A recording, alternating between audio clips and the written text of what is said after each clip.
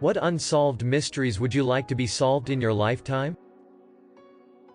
Kyron Horman went missing when I was in 5th grade. He was in 2nd grade. He went to a different elementary school than me, but everyone in the Portland area knew about him, and still will if you mention his name. There were signs everywhere for him, and you occasionally still see them around. He'd be 17 now. It's largely believed his stepmother had something to do with his disappearance, but there's been no evidence to suggest what happened to him. Portland remembers him, and we want to know where he is. Brandon Swanson. Car breaks down. On the phone with dad. Says something like, "Oh shit," while still taking to dad and supposedly walking to the town dad was waiting for him. That's it, never heard from ever again. Relatively recently too, just kind of makes someone wonder. Edit, it wasn't hogs, very unlikely it was a wolf or a bear. Knowing the area of Marshall MN. He did in fact go through the river, but the dogs had his scent after the river also.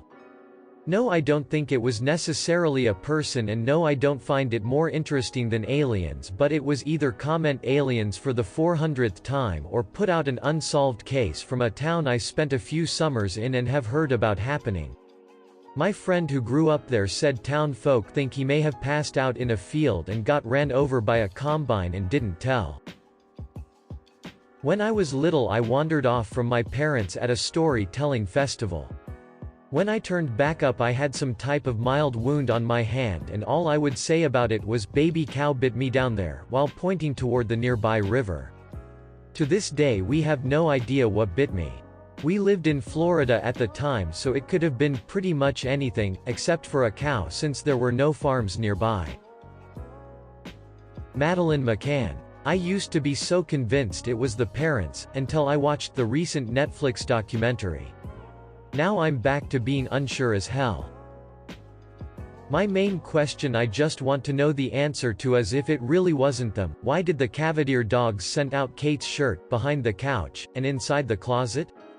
There's so much contradicting evidence, and the events of what happened afterwards with the Portuguese police make it all the more confusing. For Madeline's sake as well as her siblings, I really hope the truth comes out. What happened to my friend Daniel? He went missing during our freshman year of college, over winter break. He was back home in California. He left his keys at home and walked away. He's never been seen since. I know he's probably dead. But a little part of me has always wondered if someone took him, or if something happened and he's alive. And I can't give up that hope until I know he's not alive, because what if he is and no one believes anymore? Are you really alive if no one believes you are? The murder of Jenny Lo Chong at San Francisco State University in 1977. She was found naked and stabbed to death in a locked reading room of the J. Paul Leonard Library that only school staff and faculty had access to. Many speculate that it was the Zodiac Killer because of the similar circumstances around the murder, but to this day has not been solved. I'm currently a cinema student at SFSU doing a video project about the whole thing, and I'd love to see if anything can be uncovered using new DNA tools. I'd love it if someone found Forrest Fenn's treasure. To explain, Forrest Fenn was a gentleman with some serious cash. He ended up having a cancer scare and being told he was terminal, so he buried some of his bonds, gold, etc. in a cache and wrote a poem with clues on how to find it, just like old-timey pirates or what have you. He ended up surviving the cancer and doesn't really give any hints on the treasure, except to say that he goes out like once every few years to make sure it's still buried in the same spot, and it always is. That's how he knows nobody has found it yet. There's a few murderers and disappearances I'm curious about, but they've been brought up already, so I'll say, the Voynich manuscript. The materials used have been proven to be from the correct time period, but it's written in a still completely unknown language, and has yet to be even partly decoded. I guess, chances are, it's medieval medical, astronomical book. Also the Tamam Shud case. Unknown body found on an Australian beach. No sign of foul play or drowning, and had a strange coded message in his pocket. The body was found in 1948. He's never been identified. If I remember correctly, the labels had been removed from his clothes, and he didn't seem to be from the area. The M Cave Mystery. I remember hearing about this one and it still bothers me to this day. Basically, some guy who was an avid hiker went back to Vista Cave that he said was vibrating on his previous visit. He never came back from the trip and hasn't been seen since. In 2015, one of my brother's good friends went to the Grand Canyon to be a river guide. I remember him calling my dad to find a way around some closed roads to get to Colorado since my dad works the state dot.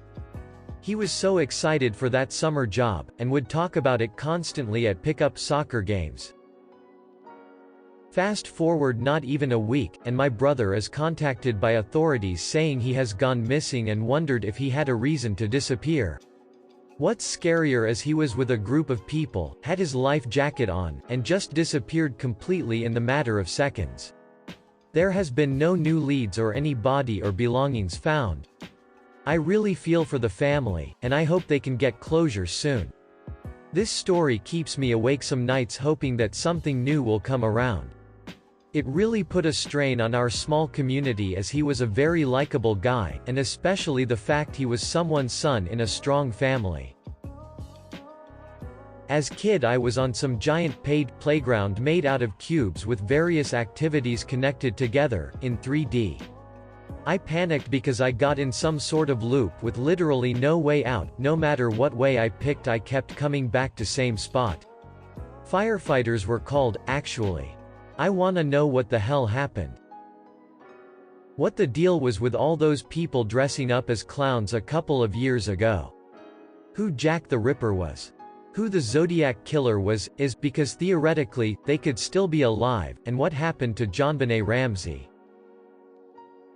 I would like the mystery of the Voynich manuscript to be solved. For those uninitiated, it is a manuscript dated to early 15th century. Written in an unknown language and containing illustrations of alien plants, it also shows no connection to any other texts or languages. But the text and drawings are so detailed that people doubt it was the work of some random guy. Obviously, some people think it was done by aliens, but it's really interesting. Very random, but here goes. I lived in China when I was 10. I lost my favorite water bottle at the local pool one day. I moved to Australia when I was 11, so a year later. I ended up finding that water bottle under a bench in our schoolyard. I know because it has a sticker with my name on it. I don't know if I imagined the whole thing, or my water bottle teleported its way to another country. The Delphi murders. Especially because the victims, Abigail Williams and Liberty German, caught their suspected killer on camera, both visually and audibly. To have the intelligence and bravery to catch your killer on camera during what must have been an incredibly tense and terrifying situation shows amazing courage. I really want it to have meant something. I was just reading an NPR article about 2,000-pound bulls being found in eastern Oregon ranch land completely drained of blood and missing organs. No gunshot wounds. No blood on the ground around them. They look deflated. It's crazy. Also happened 2 years prior to this, similar type of deal. How? Everyone says aliens obviously, but I just don't see how someone could do it that cleanly. I'd like to know what was going through Diane Schuler's head when she got wasted and high with her 2 kids and 3 nieces in the car, eventually heading the wrong way down the Taconic and killing everyone but her son. I assume some shit went down in her marriage, which is why her husband got so cagey and desperate, but it's pretty grim to kill a bunch of kids including your own over that.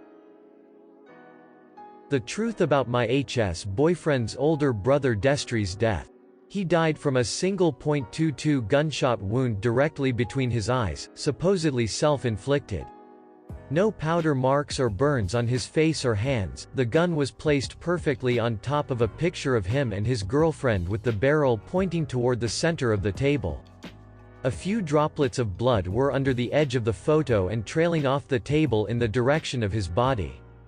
He was found face down, with his left arm under his body and his class ring loose beneath him.